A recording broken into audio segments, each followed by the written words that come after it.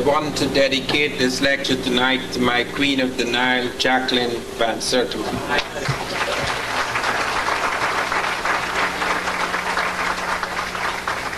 My lecture tonight is based on a book which I edited, which came out just about 2 months ago, Egypt Revisited.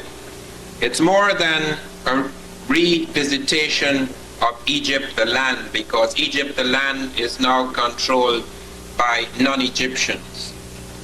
I received a very serious letter from England a few days ago in which a gentleman who's been trying, along with other blacks in Britain, to establish the African origin of Egyptian civilization, submitted to me letters by the British Museum and others pointing out to him that very few Egyptians would accept that they're African.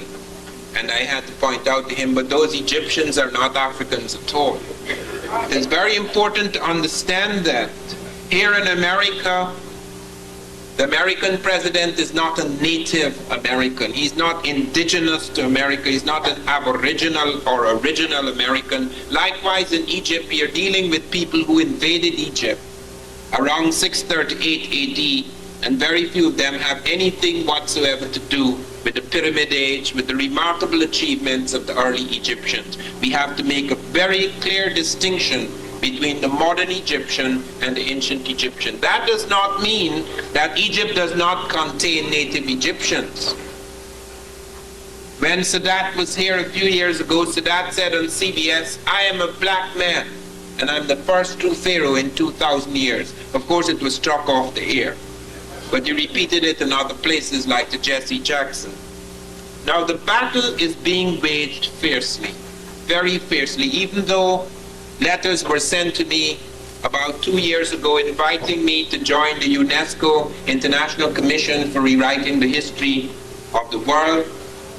Every time a letter arrives, first of all, they sent to ask me for my vita, which I sent.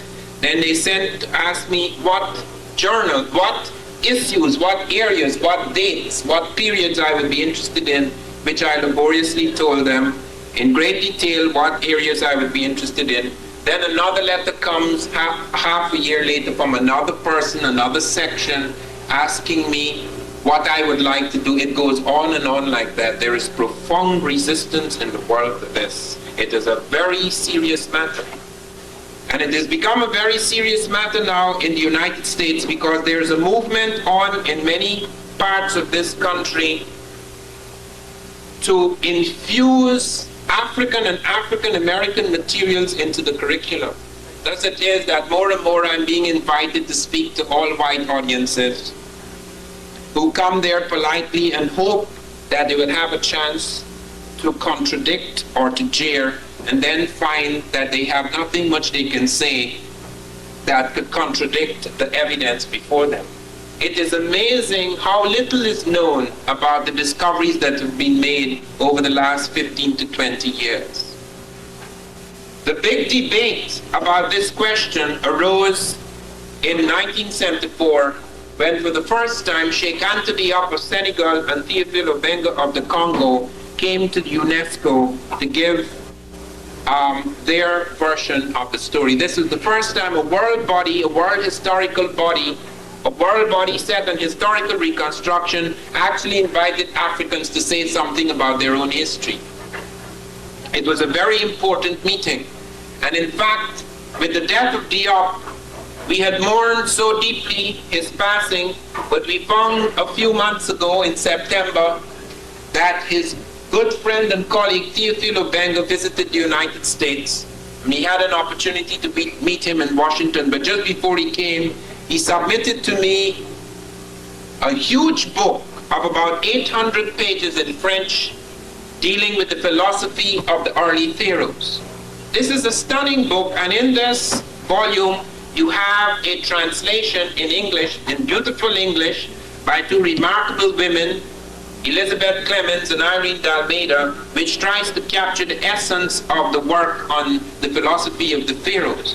And the one thing that emerges, and emerges with great clarity, is the fact that the thinking of the early Egyptians is very African. They were the first people to develop a conception, a complex conception of the origin of the universe. And it was no simple matter about suddenly God appeared and he just breathed on the water. It wasn't as simple as that. They actually talked about an aqueous state. They actually talk about the primal stuff of the universe, and they speak of this curious yerity, a strange vibration, perhaps through some explosion that occurs in this primal stuff that releases some peculiar latent consciousness which emerges as God, who then reconstitutes the primal elements of the universe and sets it on its course. Now this is as close to modern physics as anyone could come. European conceptions of the universe, Asian conceptions of the universe are not as complex and modern as this. And the most unusual thing is that we have found among the Dogon in West Africa, among the Bambara and other African peoples, the same ideas. Even the name for God, Amon, which we repeat in all our prayers today, Amen, which is from Amon. You find Ama among the Dogon, etc. So that even the name for God, the word which we still use today in our prayers, Amen, this is a word that runs through, just like the word Christ, which is also an African word, K-R-S-T, Christ, the anointed one which first appears among the Africans. So that the reason why this battle rages is because Egypt was the foundation of a great number of our arts and sciences and philosophy. It is because Egypt was not only central to Africa, it was central to Europe and to Asia. It is because the Greeks, who are now accredited with the world's first great civilization, actually sat at the foot of the Egyptians. That is why this is a major issue. It was said, and it is still being said, that although Egypt is in Africa, because it has borders that open it up to Europe and to Asia, the backward barbarians of Africa, south of Egypt, did not have any major civilization. What happened is people trickled down from Europe and trickled down from Asia, bright people, more advanced types, creating civilization which then trickled down to the benighted barbarians south of Egypt. What we are finding now, in fact, that the benighted barbarians are not in Africa, they're elsewhere. Because what has been discovered, before we come to Egypt, let me deal with something that is significant. What has been discovered is that you do not have any Europeans on the earth until about 55,000 years ago. And those Europeans are black. Pink people, that is people who drop pigmentation, do not occur until around that time when the blacks in Europe, and that has been established, that there are no people on the earth except black people, not just in Africa, because in Africa produced 6 stages of man. All the stages of man are found in Africa. Only 3 of those stages are found in Europe and Asia. The first 3 stages died off in Africa, they never got anywhere. The last 3 stages not only spread across Africa, but moved out into Europe and Asia. We have finally Neanderthal man, which is not complete man, also African, but with the lobe of the brain missing, the seat of not necessarily of consciousness, but of the higher type of consciousness which we have. Then we have final man, Homo sapiens sapiens. And scientists in 3 independent universities at Berkeley in California, in Hawaii, and at Oxford University of all places in England have shown that the founding population of the modern world, not just the first man, that's irrelevant. The first man being born in Africa doesn't mean anything because the first man was not modern. The first man did not have our brain. What they have found is the last man was born in Africa, not just the first. Modern man. What scientists have recently discovered as a result of the study of DNA polymorphisms is that all man now living on this planet is descended from a black woman who lived about 140,000 years ago. The African actually contains all the genetic material, and they know at what point he begins to mutate into other types. That mutation has nothing to do with evolution of other types. It has to do with changes brought about by ecological conditions. For example, it is understood that hair follicles are affected by heat and cold. Where there is great heat, hair tends to be short so as to allow heat to escape. Where there is great cold, heat tends to be long in order to protect the neck from cold. Coloration is produced by the dropping of pigmentation. In the ice, somewhere near southwestern Russia, the African was caught in the ice. There are no Europeans, meaning that is, there are no Caucasians in Europe at this stage. During the warm interstadial, there are only black people in Africa, in Europe, and in Asia. Eventually, however, as a result of the Ice Age, black people who produced albino types, which is a mutation which does not survive easily in Africa because albinos do not have protection, melanin protection against the sun, and are destroyed very quickly. But in the ice it became an advantage, so that albino type became the dominant type. The black type did not totally disappear in Europe. Thus, when England was invaded by the Romans, they found one of the Roman generals noted, Pliny remarks on it, that the Roman general noted that there were some black people in Britain, actually native to Britain, black people living among the pink skin types, so that sometimes pigmentation was retained. You also find pigmentation retained among the Eskimos because pigmentation became a disadvantage in the ice. Not in temperate zones which we live in now, but in the ice, because you could not easily mineralize the bones if you had a screen against the sun, because the sun did not come in easily into the skin in the ice age. So that you have to have something that would enable the most of the sun to come into the skin. Hence, melanin became inactive in types which later became called Caucasoid or Cro-Magnon. Now, other changes began to occur, things like the narrowing of the nose, because now a narrow nose breathes more freely in the ice. The broader, expansive nose is more adapted to tropical regions. This thing has nothing to do with inferiority or superiority. These are merely the responses to ecological imperatives.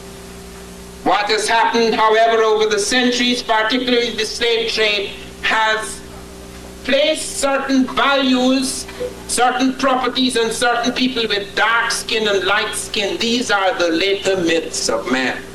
They have nothing to do with science. And we have built whole cultures upon them. Even a person's life can hang upon the shape of their nose or the color of their skins. These are later diseases of the mind. They have nothing to do with science.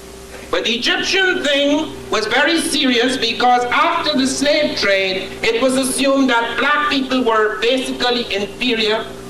They had been conquered, their worlds had been shattered, their empires had disintegrated. European diseases descended like the plague on Africa in some places, like in Tanzania. Europeans introduced rinderpest, not deliberately, of course, but that disease killed 5.5 million head of cattle in one area. As a result, the people died because the cattle was central to them. We have found areas in Tanzania where we found Africans were smelting steel 1,500 to 2,000 years ago. Steel! In the middle of the Iron Age, and machines superior to the European machines achieving temperatures of 1,850 degrees centigrade, whereas Europe never achieved such temperatures until the end of the 19th century. The Africans were doing it in the 5th. And these machines were able to produce a fine bloom of carbon steel in a single stage process, whereas even in the middle of the 19th century, Europe had to produce it in 2 crude stages. the sintering of solid particles before they could reach the final stage of fine carbon steel. They have found astronomical observatories in Africa, in Kenya, going back to 300 years before Christ. They have found breakthroughs in medical science in Africa. They found Africans using aspirin hundreds of years before us. The Bantu people using Salix capensis, which is salicylic acid. They found the Africans using tetracycline as an antibiotic 14 centuries ago, when we only started to use it in the 1950s. It's found in Nubia, in the bones of Africans. The lowest incidence of infectious disease in an ancient population where tetracycline was found. They found Africans who had developed eye cataract surgery at a time when nobody was performing eye cataract surgery. They found Africans invented the first drug to treat hypertension and psychotic disorder, reserpine. The Africans produced the most effective drug to deal with diarrhea, which we now call cowpectin. We don't even know where it came from. They found Africans had invented the vaccine long before Jenner, that the smallpox vaccine, a specific and complex vaccine, had actually come into America through the slave Onesimus. Cotton Mather, his slave master, reported upon it. They found that one of the most effective things in the early treatment of eye diseases, physostigmine, was created by Africans, and that in this country, African Americans synthesized physostigmine, which we're using for certain eye diseases. We don't even know about that. Even our Coca-Cola comes from the cola nut drink, the most famous drink in Africa, which is now the most famous drink in the world. It has a little more fizz in it. Coca-Cola company only learned recently that it had something to do with the Africans, just as the most famous cartoon character, that the first thing that hits you in the morning, Bugs Bunny, that's not a white bunny or a gray bunny, that was a black bunny. It comes the butter rabbit stories that came out of the Bantu in Africa that traveled with the slaves into the South. Picked up by Joel Chandler Harris and then changed by Walt Disney. And then whereas the animal, the major animal whom the rabbit outwits in Africa becomes Elmer Fudd. You can't even see it, it changes. There it is and there it's not. So much of our heritage has been borrowed and transformed by other peoples and claimed to be their own. But nothing, absolutely nothing, is more serious. Nothing has affected world consciousness and world development and world science more than what Africans did in Egypt. That is why it is deadly serious. I've been to places where I've spoken on Egypt, the classes, and the teacher is so nice because she thinks that when I leave, she's going to be able to break down everything I say. And then the students ask serious questions, questions which she thinks will embarrass me, she or he. And I answer it in a way I know she could not go back afterwards and unanswer it. And sometimes after the politeness, the assumption that you're going to go away and you're going to be embarrassed and all that, after the politeness comes the cold stare, hoping you leave very soon. I actually saw that. We went to speak at the Archaeological Society in New York. I will not name the specific place. And they invited me to dinner and everybody was laughing and talking and so forth, trying to soften me up so that when I get on the stage I wouldn't be too militant. And then in the middle of the dinner, this archaeologist started talking about, it's not necessary, it hasn't been decided yet that man was born in Africa, probably he was born in Asia. And I put down my knife and fork. And I said, that is nonsense. We have been through that before. We have spent so much time with that. They have found all the sequences of man in Africa. How could we talk about Asia after we have searched and searched for early man in Asia? We have found no such type. And everybody is startled, why are you getting so passionate? This is a nice little dinner. And I looked up and I saw a twinkle in his wife's eye. She must have been beating her to death. with all sorts of things over the years, and she's so glad that the black man could sit at this table and give him a rough time after eating his food. These are very serious matters. It affects us tremendously because we have found all the traces, all the main traces in the Egyptian civilization coming out of inner Africa. There is no question about it. Sheikh Anthony Up and Theophilo Benga showed in lectures that went on for hours with great detail that the language of the Egyptians was an African language, that the so-called Semitic elements came in much later through the movement of other peoples. Long after the classical period of Egyptian pyramid science, mummification, etc., these are later movements, and they affected the lexical or surface aspect of the language. They did not affect the deep structure, grammar, which they could trace and show familial relationships with many African languages. We have found hieroglyphs, Egyptian hieroglyphs in West Africa. Our good friend, the former Archbishop of Lagos, Olumide Lucas, has shown in his work, Egyptian religion in West Africa, traces and traces of these things among the Yoruba. We have found the Dogon, who ran away when they heard the Europeans were attacking and destroying their people. They ran into the mountains. Now we find they have close connections with Egyptian thinking. They may actually have affected it and been affected by it in later stages. We are startled by their science. They have found things about the stars that our machines in space only found 3.5 years ago. They were talking about it 5 centuries ago. We are not descended from any little people. The Dogon mapped the movement of the star Sirius B. We only photographed that star in 1970. They danced the orbit of the star 5 centuries ago. The Bardos celebration begins 5 centuries ago. They showed where that star would be up to the year 1990. Our machine showed it dead correct. The African shows its 50-year elliptical orbit. Our machine showed they're dead correct. They show its orbit on its own axis. We don't know about that one yet.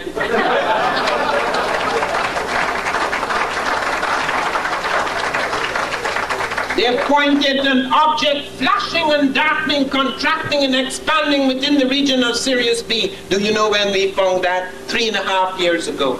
It's a dwarf nova in the region of Sirius B. They call it the egg of the world. The movement of the French into Egypt, the attack in the early 18th century, or the middle of the 18th century, brought people in like Volney. And when Volney looked at the pyramids and he looked at the Sphinx, he said, these Negroes, who now are the objects of our contempt, these were the masters, the makers of our arts and sciences. And he wasn't talking through his hat. All the Europeans who had written about the Africans in the early times had no doubt that they owed much of their science and thinking to the Africans. You look at the Greeks. The Greeks talked of the Egyptians. Herodotus said they were black-skinned and woolly-haired. Others, as Diop has quoted, more than a dozen sources quoting what these Egyptians were. And the Greeks came at the end of the great classical era, after all the pyramids were built, after the marvelous things like the Sphinx and the great mummies, etc., and the Europeans, the first Europeans who came to Africa, around 500 BC, 300 BC rather, because the Persians came around 500, the Greeks under Alexander came around 300 BC. And those Europeans did not despise the Africans, they worshipped them. Do you know who was their god? The African god Zeus went into Greece Do you know who was the mother of God? Do you know who was the major female figure in the world, not just in Africa, but in Europe? Isis, who married Osiris. You have Isis shrines in Greece, Isis shrines in Rome, Isis shrines in Britain. Even the lunatic Caligula built a shrine to Isis.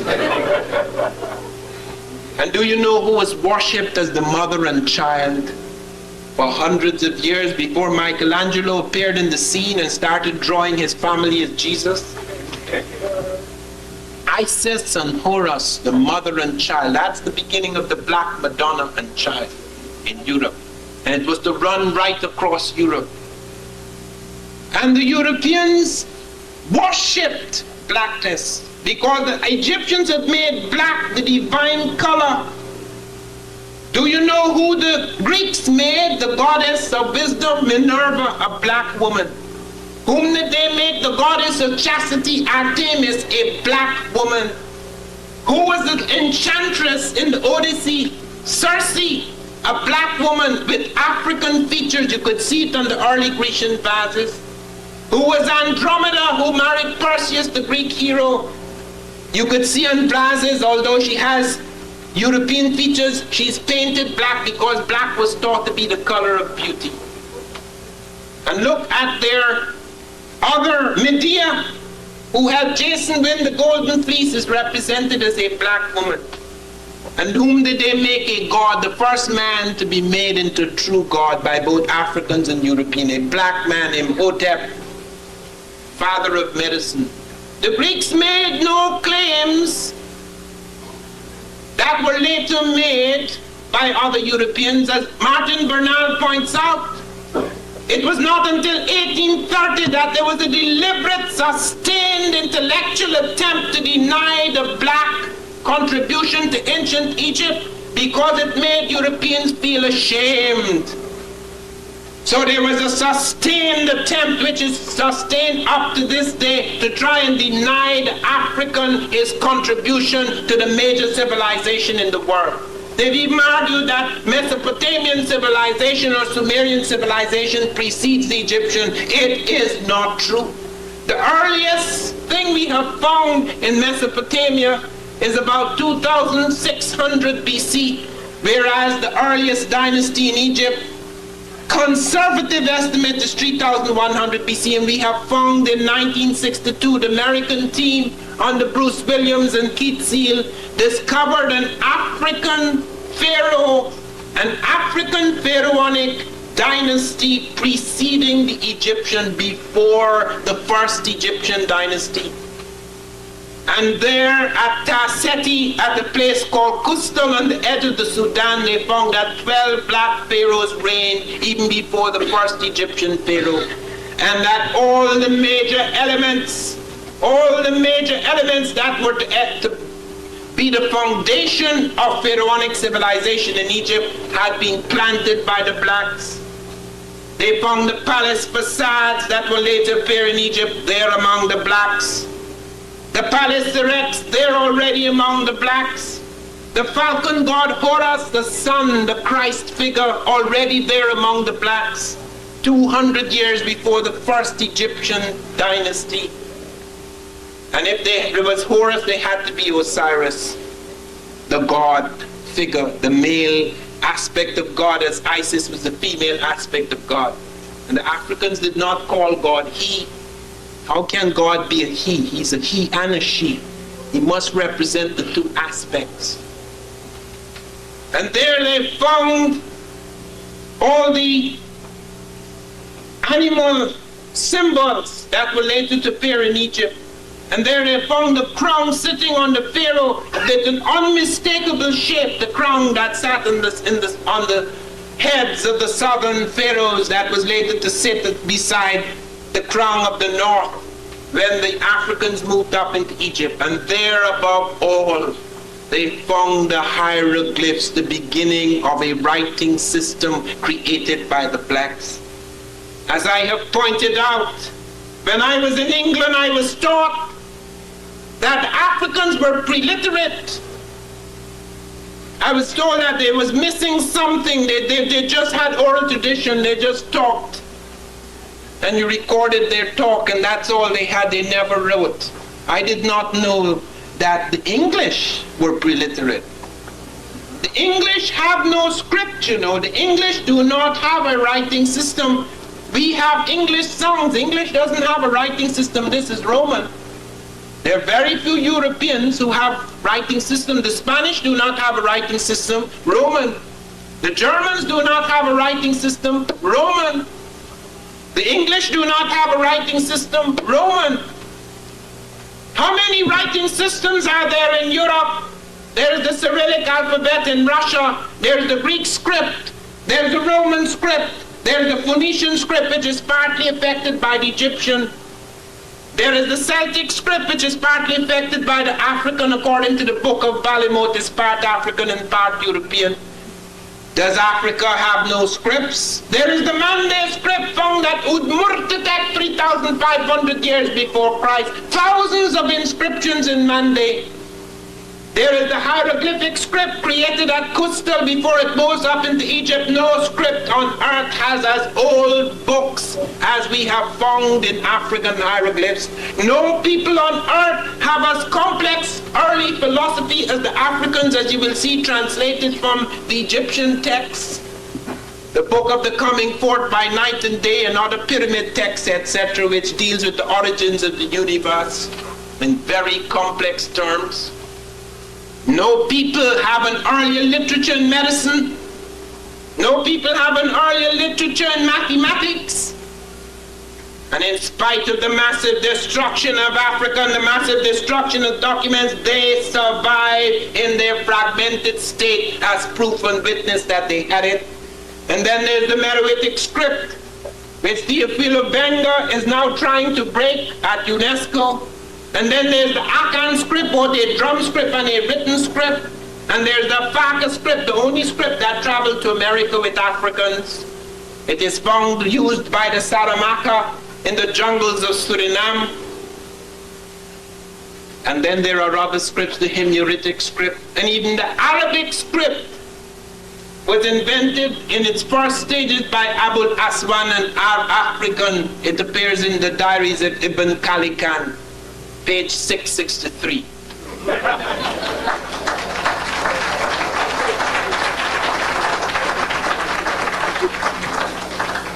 And let us deal with the question now, the scientific question: who were the Egyptians? First of all, Sheikh Antioch went to the museums where they had mummies. No people on earth survived. No people on earth have been preserved as long as the African.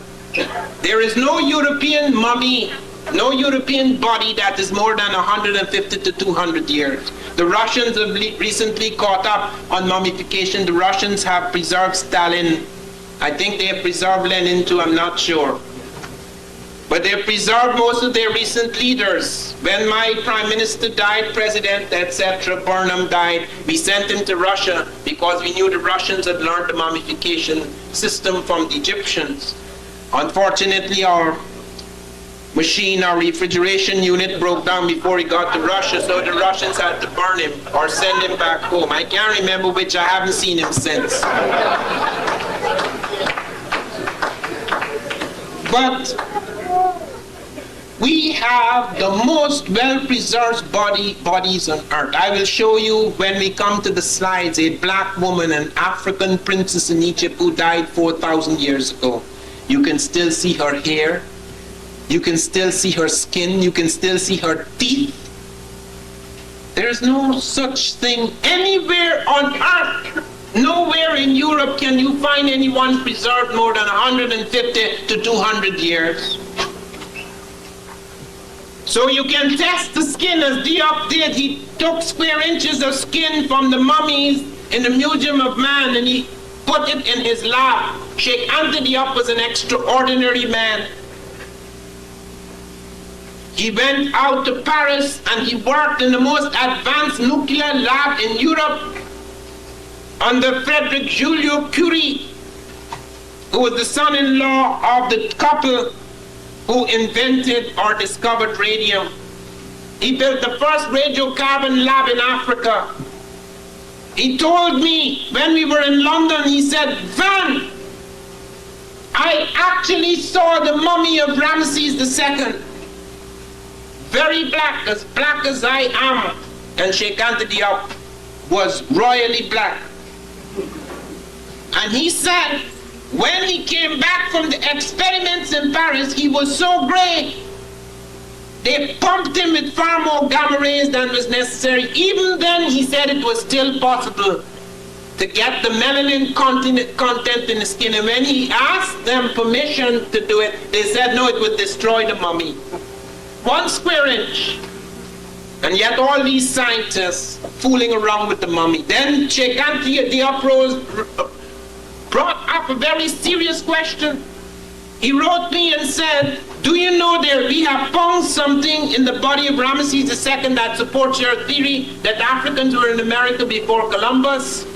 Do you know we found tobacco in his belly? And I wrote him back and said, no, that's not a proof, because it's just an assumption that tobacco is American. Because I have shown that tobacco was both African and American, and the Nicotiana tabacum is American, but the Nicotiana rustica is African. Could you test the tobacco, please? He went back and asked them for the tobacco. No, sir, don't touch anything here. But do you know what happened? Everybody stopped working. Not a word. 48 labs in Europe involved in studying Ramesses II, and everybody suppressed their reports. They sent around a rumor in Egypt to say they're not sure that that's the body of Ramesses II anymore. I got the Egyptian Minister of Culture sacked, so I'm told, a few months ago when we had this big fight in Dallas, because when we were trying to establish this Egyptian issue, they have these big things in the museums, and there's no relationship to blacks at all. And we made a big issue about it, and this clown, who should have kept his mouth quiet, jumped up and said that Egypt is beyond black or white. They have nothing to do with that we have nothing to do with that. His grandfathers. As if he has anything to do with the native Egyptian who created this incredible thing. And the Greeks knew what they were dealing with. They saw them, they were not guessing. They saw these people, they fought with them, they conquered them, they lived with them, they admired them, they took from them. Every major Greek scholar went to study in Africa, as today I, out of my shattered and fragmented world, must go to Europe, both to learn and unlearn my lessons. Then in that time did the Greeks go to Egypt. Thales of Miletus, Democritus, Pythagoras, Eudoxus, Anaximander, Anaximenes, Heraclitus, they all poured into Africa to study. Pythagoras, according to Isaac Newton, the great European scientist, spent 22 years studying in Africa, as much time as I spent in America. 22 years. Then he comes back talking about the Pythagorean theorem, the thief. And then he goes and helps build a medical school at cost, and the harmony of opposites comes out of the Egyptian system, the hot and cold treatments. And Isaac Newton pointed out that the Africans prefigured him before he reached that synthesis of the sciences. He said the Africans knew about gravity. Nobody even thought about gravity. The Africans indicated their knowledge of gravity by talking about the harmony of the spheres. They knew certain things were kept in a certain position because of gravitational fields. And he said the Africans even knew about the atom. They didn't know about atomic fission or fusion, but they knew of the atom as the building block of the physical universe. They called it the monad. And even though they had certain mystical notions about it, they knew it as the building blocks of the physical universe. And we heard something astonishing in Washington a few weeks ago when Teofilo Benga, the head of Bantu Studies in Brazzaville, came here. The true successor to Sheikh Anta Diop, do you know what he told us? They have found a manuscript in the British Museum that showed the Africans were already talking about the speed of light. Nobody thought of light as a traveling force.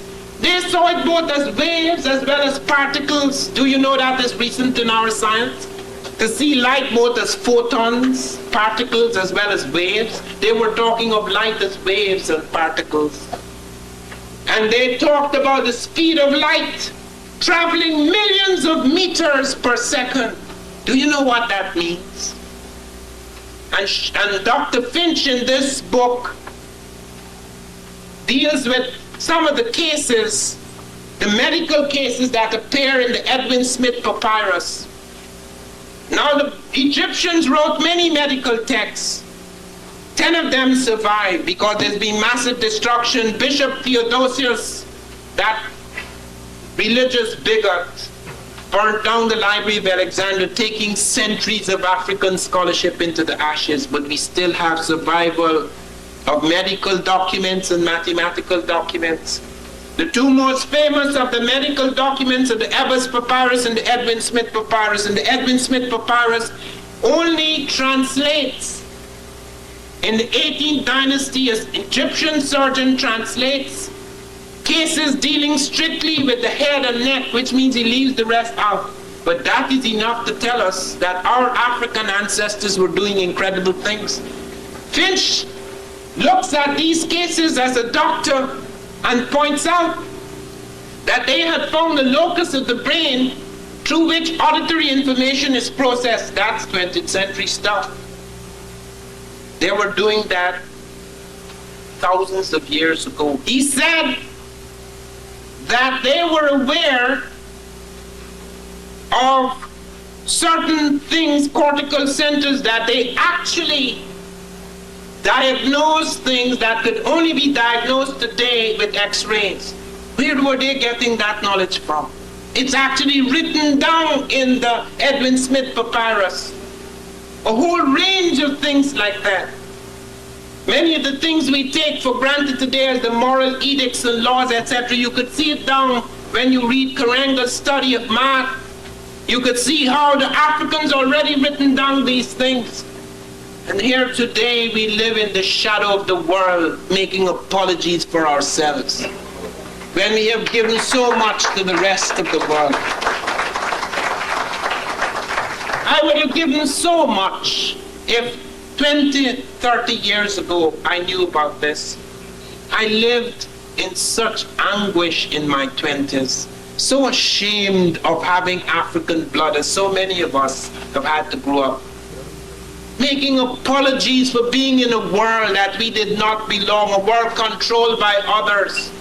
And that was all right because one can live in captivity.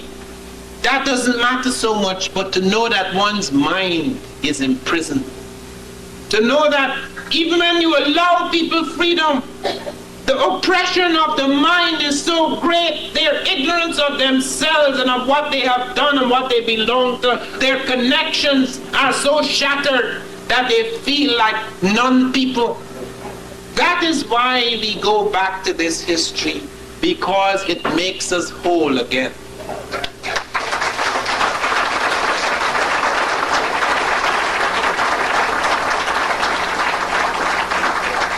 You look at the cultural connections. They have found mummies in Africa, in inner Africa, before they find them in Egypt. We have found mummies preserved in the Fezzan 500 years before the first mummy turns up in Egypt. We have found them using nacron, which was later used in the mummification process. We have found circumcision, which later were picked up by the Jewish sect, which at that time, in the early time, was largely African. We have found various cultural practices. Their totems are the African totems. Their philosophy is African. Their language is African. And here is Jean Vercoute speaking at the UNESCO conference in 1974, where he said, "It is true that their writing is African, their language is African, their way of thinking is African. The problem is that we can never be sure how many of them were African." Can you imagine the schizophrenia? And then you have this man, Shinny, as I call him in my book, Shamefaced Shinny, talking about how they were not really black. It was subjective. The Greeks were being just as subjective as Diop. That these are not really black people. They're just a little dark, like the Italians. Anything, the Negrophobia, the horror of it, to accept, that's why they blew off the Sphinx's nose. Standing there, and there is this godlike figure, broad-browed, broad nose, broad lips, broad cheeks, looking down with this broad vision on their littleness, contracted in the sands under this great godlike figure, and they shot off its nose and chin. It was through the work of Sheikh Anta Diop, and I had something to do with it too, because we had this international telephone link-up in which we had to persuade the modern Egyptians who are not real Egyptians to ask the British to return the splinters of the Sphinx chin and nose. The British eventually returned the pieces, saying that it was on permanent loan. And we may have to blow off the nose again after the Arabs reconstruct it if they don't get it right.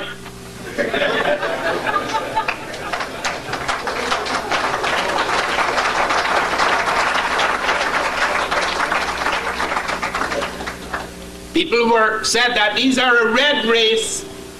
They're not really Africans, they're brown Mediterraneans. Why? Because the Egyptians had a habit of coloring red, putting red ochre on men and yellow ochre on women. And nobody seemed to realize through anthropology that the Africans had been doing that for thousands of years. Red represents vitality, so you put red ochre on men. Yellow represents fertility, you put yellow ochre on women. It doesn't mean the women are yellow and the men are red. Look at this. Just for this alone, you should buy this book. It shows you how the Egyptian represented himself. This is the Egyptian, black. This is the Indo-European or Caucasian. This is the Nubian and other blacks of Africa. And this is the Semite. He makes it quite clear. This is the one that survives the centuries, where he paints it clearly, because now he's not dealing with symbolic colors. Since he's representing all the races, he wants to show you in minute detail who is who in his world. Sheikh Anta Diop brought that to our attention, but Sheikh Anta Diop published it in black and white. I spent a lot of money to get that in color because I didn't want any mistake. I want it to be seen clearly. You cannot see this clearly in black and white. You have to see it in color. It's the only one that survives from Egypt. This book is filled with about 200 photographs. And you will see the pharaohs, and you will see their queens, and you will see the scribes, and you will see the vast concentration of black African faces. It is true that Egypt was not homogeneous. It had other people as well. Since it had borders open, other people trickled in. They weren't all black. But look at Britain. Britain has 1 million blacks. They've trickled in. Would you say Britain is black?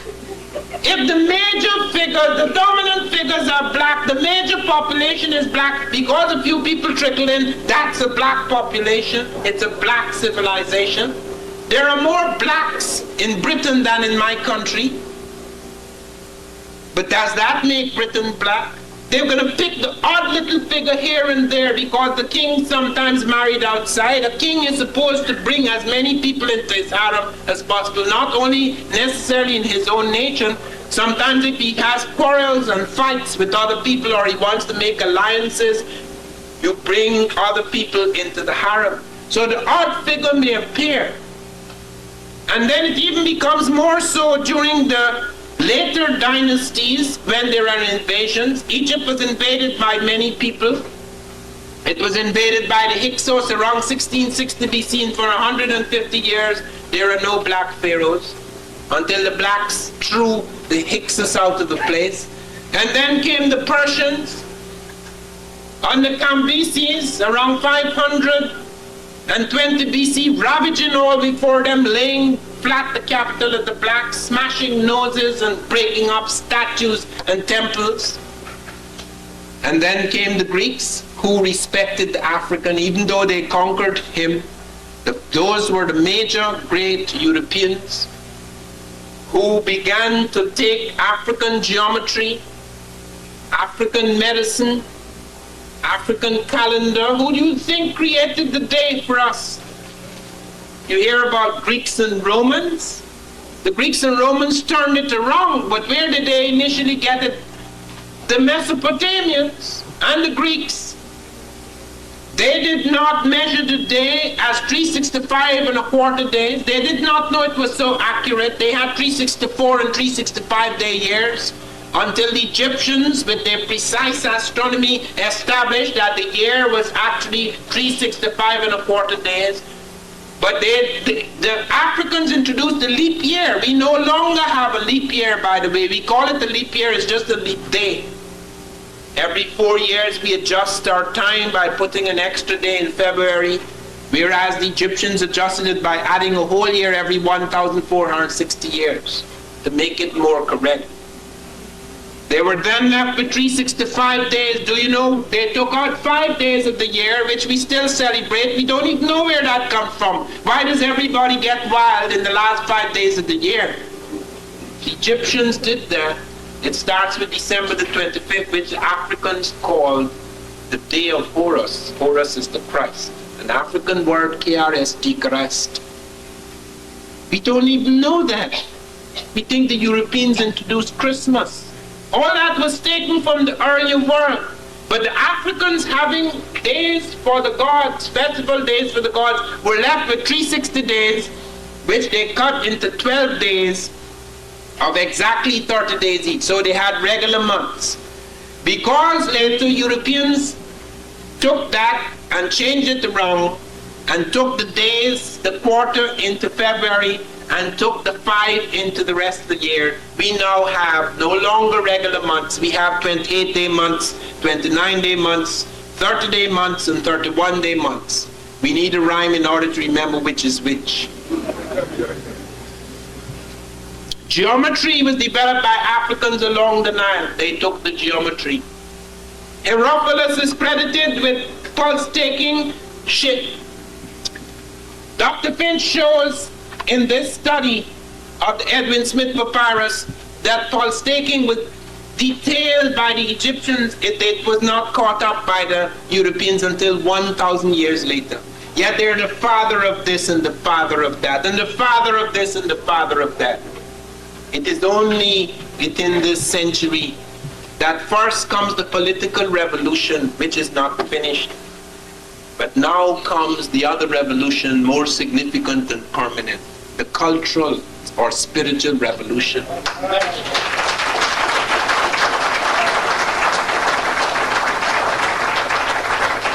And it is important to note that these two things have to go hand in hand. We cannot advance merely by shouting big black slogans, because you may be big and black, but you may have nothing in your head. It happened in Africa, it happened with the Nigerians. Strong, powerful nation, oil and all sorts of things, seized power. And what they started doing, building all sorts of incredible white elephants. They could have transformed Nigeria. They could have transformed Africa if Nkrumah or people like that or Sheikh Antioch had that wealth at their hands and that vast country. They could have transformed the black world because they had something up here. This is the universe.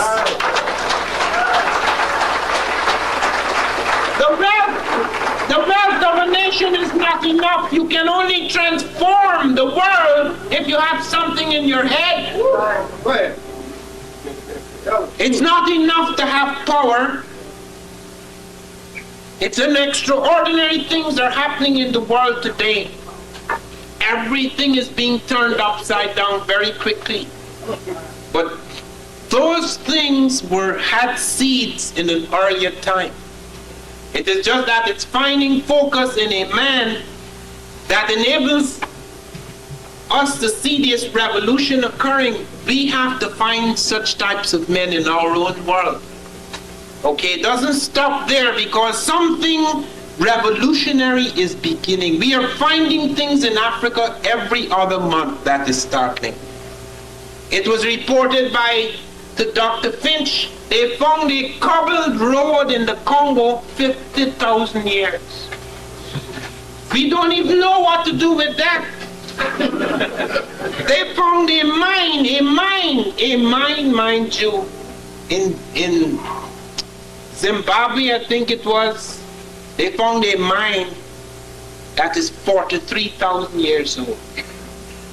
It's in southern Africa. I'm not sure it's in Zimbabwe. It's somewhere in southern Africa. They found a mine that is 43,000 years old. It doesn't prove that Africans were smelting metals at that time. No, but they had dug a deep pit far, far below the ground with underground chambers to mine hematite and specularite.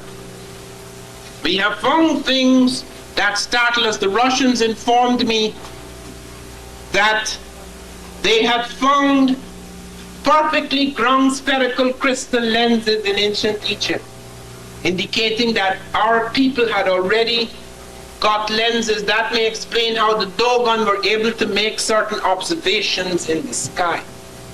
Observations that startle us, because for their time, it's amazing that they had such precise calculations.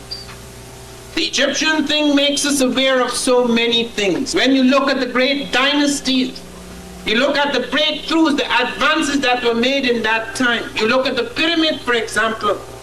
Let me close on that.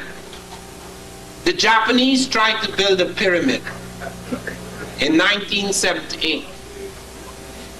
It was a disaster. Now we credit the Japanese with all the fine technological knowledge.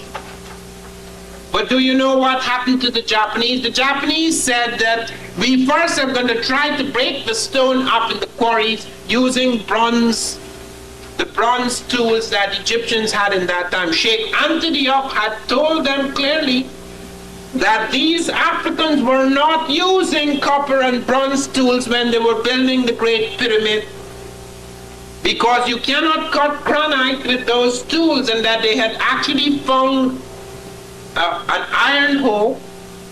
In the interstices of the pyramid, they found Tutankhamun's bed made of iron. They said, no, Tut got this bed from outside. Probably got it out of Asia. So the Japanese tried to cut the stone, the tools broke. Do you know what they end up doing to cut that stone? They had to use air jackhammers to cut the stone.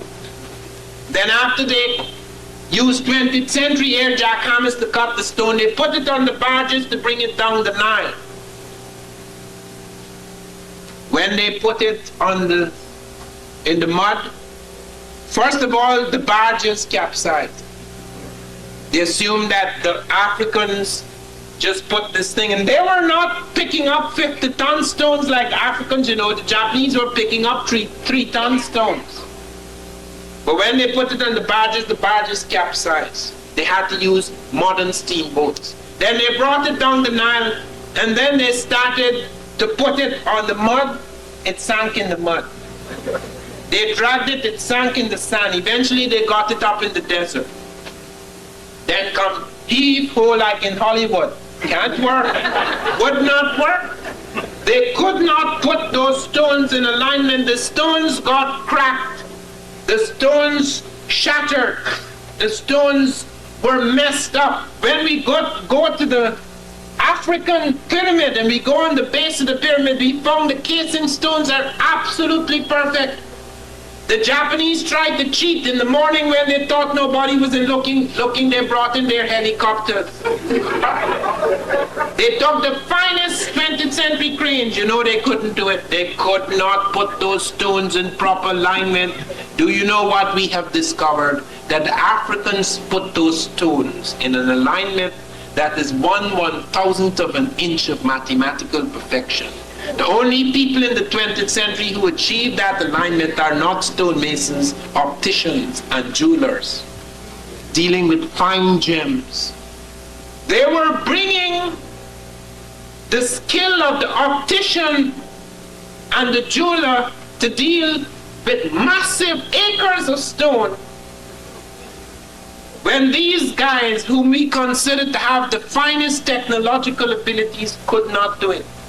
They left in disgrace. They had to abandon everything. The Egyptians threw them out. Let me say the post-Egyptians. So that pyramid is an astonishing thing. You cannot even see it today. When it was finished, it had a polished limestone covering. It shone when the sun hit it, when the moon beamed upon it. It shone like a star upon the earth. You could see it across the Sahara, hundreds of miles away, like a star upon the earth. There is nothing built since like that. It is half the height of the Empire State Building, but it takes up 12 blocks of Manhattan. One building. It is so large that the stones that were put in that pyramid, if it were cut into 1 foot cubes, it would circle 2/3 of the belly of this planet. Do you understand what we're dealing with? But it was possible to those Africans because at that point in time, the African thought of himself in a certain way. This is very important. They did not have television sets and radios and spaceships, but they had an extraordinary sense of wholeness. They had incredible spiritual power, a sense of the majesty of spirit. So they attempted things that would daunt any people before or since. My wife and I went to Egypt last year, and we went to see the quarries at Aswan. That is what I wanted to see more than anything else. I wanted to see the obelisk they abandoned at Aswan. And I went down in the ground and I could not understand how could they abandon this. It must have been a hell of a thing to cut it. It looks like if it had been cut by lasers. And I had to search, I had to ask, where is the floor? Why did the Africans abandon this? The floor was so minute it would have taken several hundred years for it to show. But we had to be perfect. We couldn't deal with mediocre stuff. We didn't want to put up something that would be gone in 100 or 200 or 300 years. It had to last forever, as has the pyramid, as has so much that the Africans have built, including the human body whom they preserved for thousands of years. We were not satisfied in that time with mediocrity, as today we are. Oh, it doesn't really matter, it's a black thing. Let's do it how we please. We talk about time, colored people's time. When we created the clock. We created the water clock and the sun clock and the shadow clock. Even Galileo used the African water clock in his experiments. Even in this country, the man who first developed a major clock was Benjamin Banneker, black man. We moving about is this. The only marvelous thing that we could bring to the culture is to show that we don't respect time.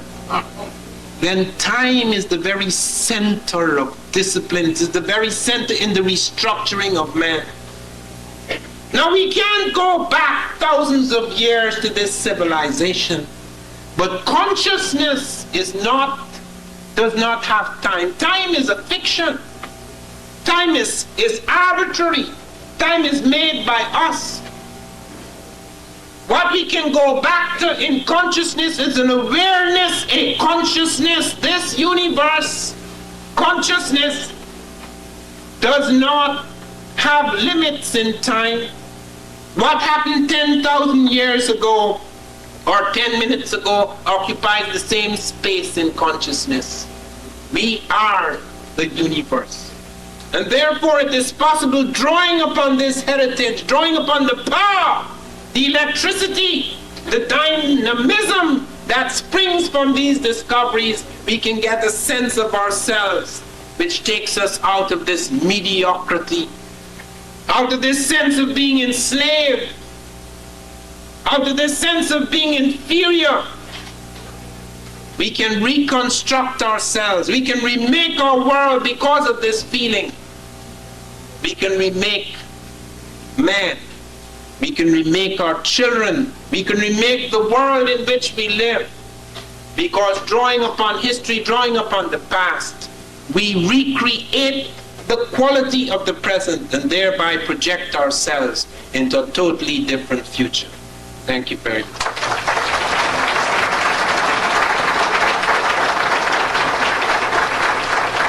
Dr. Ivan Van Sertima.